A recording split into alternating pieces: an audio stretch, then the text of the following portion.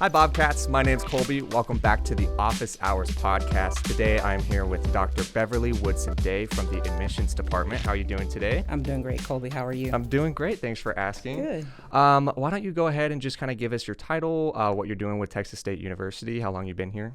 Sure. So, Beverly Woodson Day. My title is Assistant Vice President of Enrollment Management and Director of Texas State Admissions.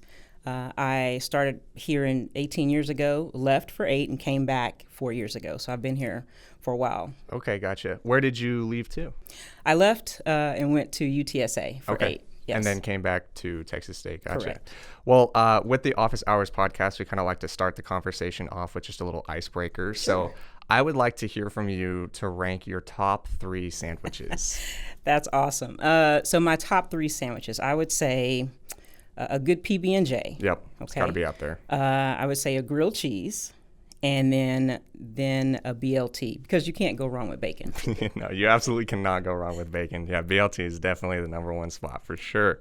All right, awesome. So I do kind of want to hear a little bit about kind of your life roadmap and how you kind of got to where you are today. So I guess first off, where did you grow up, and where did you kind of go to high school? Yeah, so I went to, I grew up in Texas, of course, Gonzales, Texas, a little small town about an hour or so from here, and went to high school at Gonzales, Texas, home of the Apaches. So went to school there, and from there, I was first gen, right? So first in my family to go to college, the oldest of 3, and my sister also ended up coming here to Texas State. But I looked at different colleges across the state and decided to come to Texas State at the time. At that time, Southwest Texas. Okay, gotcha. And what were you studying at the time?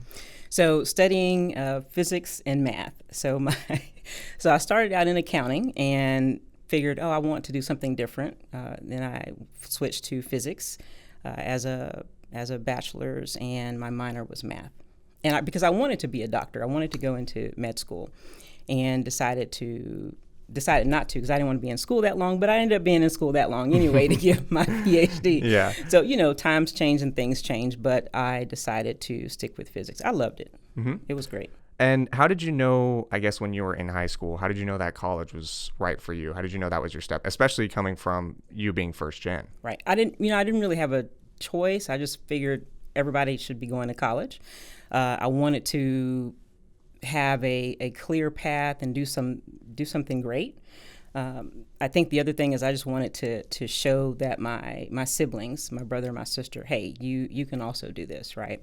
And so I decided to just jump right in, and had a counselor that said, you need to look at college. A lot of my friends were going to college, and I thought I might as well do that as well. I was in the top 10%, so I figured I could look at 3 or 4 different colleges, got into all of those, but decided to choose Texas State. Oh, awesome.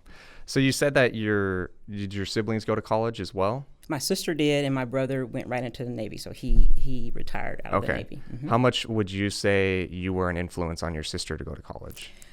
I think a lot, because she's the youngest, mm-hmm. right? And so she would always, whenever we would come to drop me off here at Texas State, she would come and she would see, okay, this is where I'm staying, this is where I'm going, and so I think hopefully I was a big influence for her. She ended up going here and getting her undergrad and her graduate degree, as well as she played basketball here for a little bit. All right, so I guess a little bit more kind of on your lead up going into college. I kind of want to hear some of the jobs that you worked, I guess, through high school, and I kind of want to hear how those jobs prepared you for college, and then even post-college, how did it prepare you career-wise?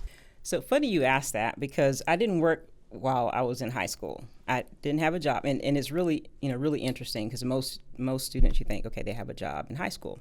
I didn't. So I was blessed with that, to not have a job.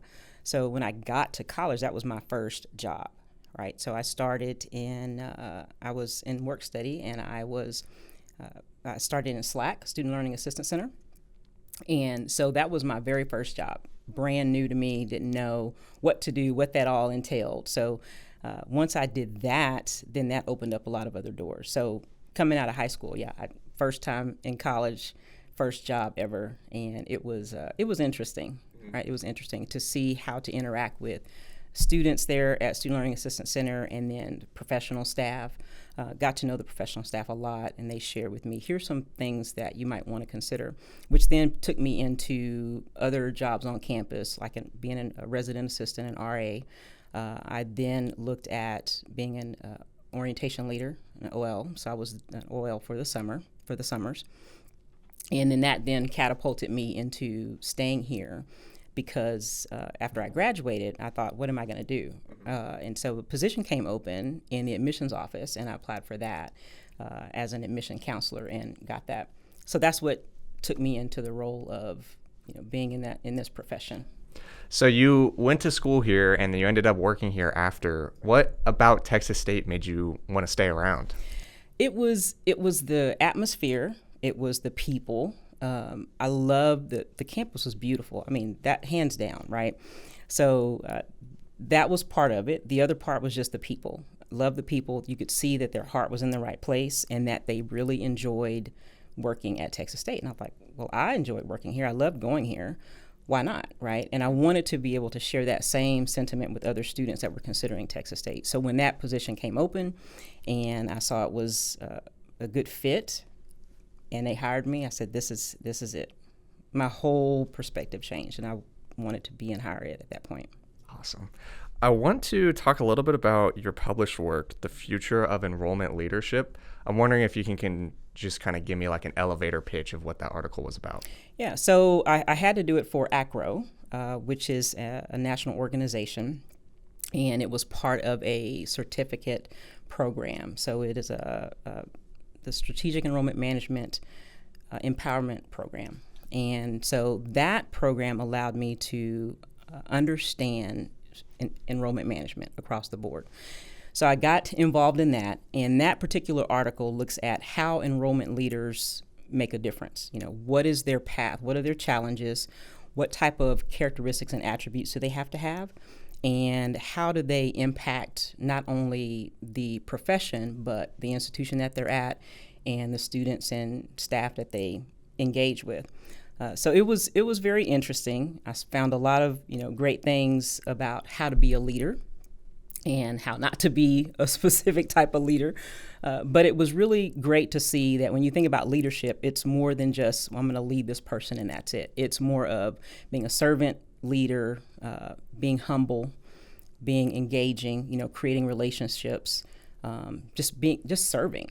That's important. If you're a leader, you need to serve. You need to give back. You need to be able to get your hands dirty like everybody else and not just sit high looking low. Yeah, absolutely. No, that's a great definition. So as somebody who works for the admissions department, what do you think are some things that students may miss when they're applying for college? Or I guess what kind of tips would you have for students who are applying to college? Great question. I think for them, they need to think about researching, right? Understanding what each institution has. So when I was looking at colleges, a lot of my friends were looking at, A&M, UT, Texas State, Baylor, etc. And I said, okay, well, I was looking at the same ones. I didn't visit those institutions. Didn't really know a lot. I knew enough, but not a lot, like dig, deep down. Like the traditions and all that, didn't know all of that. And so I think for students, they need to understand what they want and what they're going to need to be successful.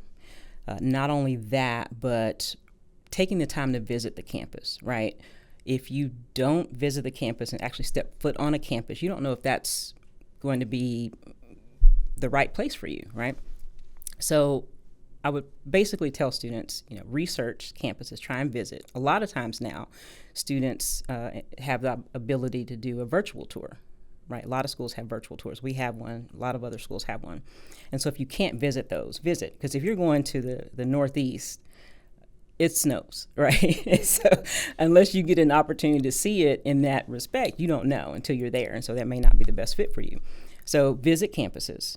Definitely have a contact there, because if you have that contact, you can build that relationship, and if you have questions, you can ask those questions and get in the right frame of mind. But that's what I would recommend is some of those type of things for those students. Now, the other thing I think that students don't realize is that you have to start early, and being first gen, of course, I was able to work with my counselor and all the folks that I was all the schools that I was looking at had their admission counselors, so I was able to connect with them. But a lot of students don't know that. And so when you can connect with a person at that institution, that's going to be important because they can help get you through some of those processes. So start early. Mm-hmm. And as for maybe a student who's coming from a non-traditional background, first gen, maybe a transfer student or coming out from a different country, would you give them any different advice that you would give to maybe a prospective student with parents who've gone to college? Is there anything different that you would tell a student from a non-traditional background? Probably not, because once again, it's still researching, visiting, trying to connect. Scholarships is a big one as well. So a lot of students think, I can't afford it. And for first gen, I thought I can't afford to go to school, but I found a way. So it was, financial aid, it was scholarships, things that I applied for. So I probably would say, look at the various scholarships that are out there. There's $500 is something that you didn't have before. So check and see what is available, local scholarships, national scholarships, regional scholarships. That would be my recommendation. So as a tour guide, I've done a lot of events with admissions, BOBCAT Day, BASE, as of most recently. I want to hear from your perspective, what was your favorite event that we've done, or kind of what was your favorite part about setting up these kinds of events? That's good. It's hard to choose because they're all different, right? So BOBCAT Day, I love BOBCAT Day because we do it 4 times a year, and it's just this massive visit day where students come, parents come, they bring their siblings, their abuelas, everybody you can think of, right? And so I like it because it gives that student and that parent an opportunity to see what college is like, what the campus looks like, how to engage, how to walk up the hills, all of that. And so putting it together, we have a great team that puts this event together. And it's a lot of moving pieces, right? And so I love the fact that it never slows down. You start early in the morning, you go until about 2 o'clock in the afternoon. And there's always something going on, and there's always movement, always this engagement piece. So I like that one because it's constant, and you have so many people coming from so many different areas of the state and even out of state. So just seeing that excitement of those students coming to visit, that I think I love. I love BASE. We did BASE this past year. BOBCAT Admitted Student Experience. And so that was fun because those students were accepted, right? They brought their parents, they did all the fun things, and you could just see the excitement that they're like, I'm going to Texas State, I'm going to be a Bobcat.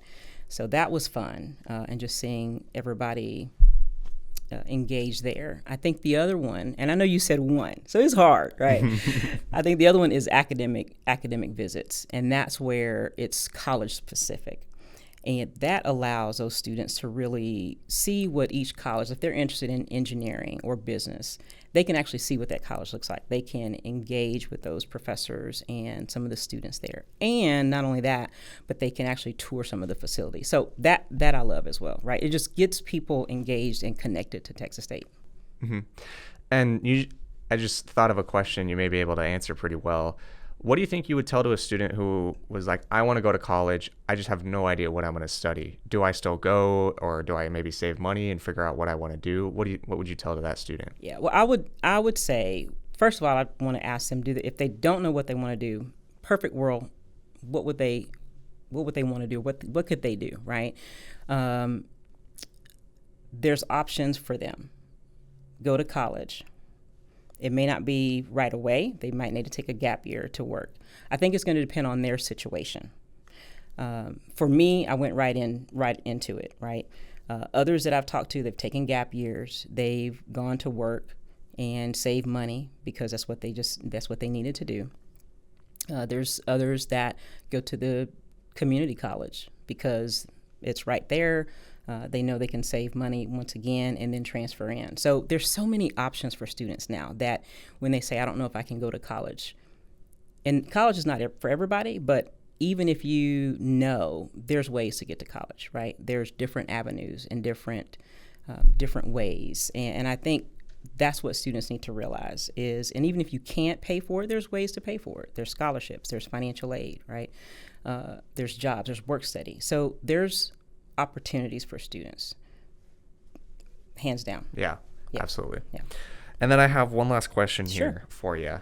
If you were applying for college for the first time again, we'll put you back in your 18-year-old self. Oh my gosh. What would you tell to yourself with the knowledge you have today?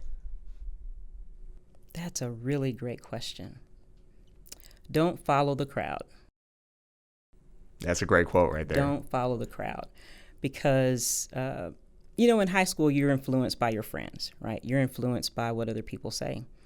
And if you feel like that particular school is not for you, it's not.